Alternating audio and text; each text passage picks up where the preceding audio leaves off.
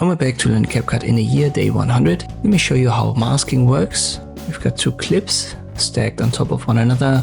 So one is on video channel 1, the other on video channel 2, and the one on top is shown until it ends, and then we can see the one below.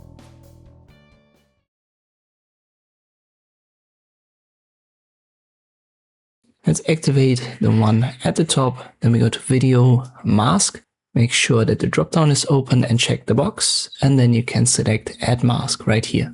There you already see the default, which is a rectangle.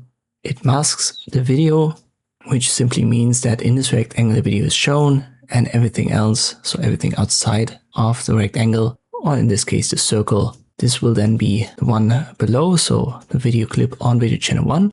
So in simple terms, a mask shows what it's applied to, and where the mask isn't, this will become transparent. Let's use a split.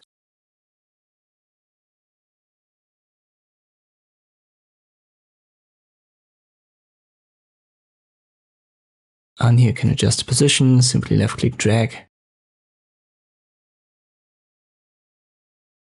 can also rotate it, which is the second parameter here.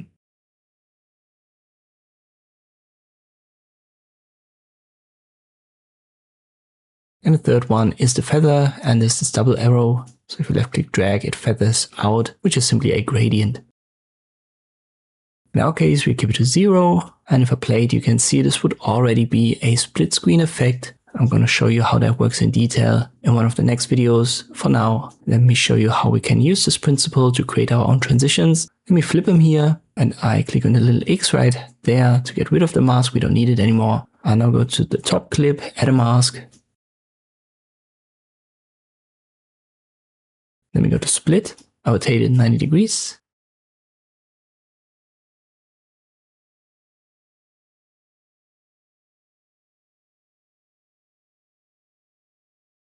And now I drag it outside of the frame. So all the way to the right. Our clip on video channel 2 is completely shown. And now I create a keyframe for the position. So click on the diamond icon here.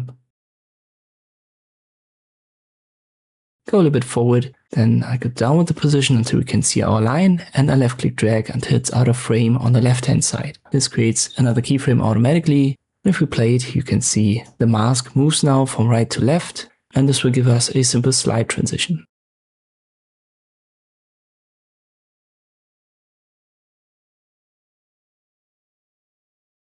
So here video channel 2 is shown, and here the mask moves out, and the more it moves out, the more we can see video channel 1 below. And this is the general principle of most transitions. At least these basic transitions, they use a mask or they have inbuilt masks. And by adjusting the gap between the keyframes, you can adjust the temp, you can adjust the duration of this slide. So far with the basics of masking. As I've said, in the next videos, we're going to continue exploring this option. And I'll show you a couple of effects that you can create using the mask. I hope this video was helpful. Thank you for watching, and I'll see you next time.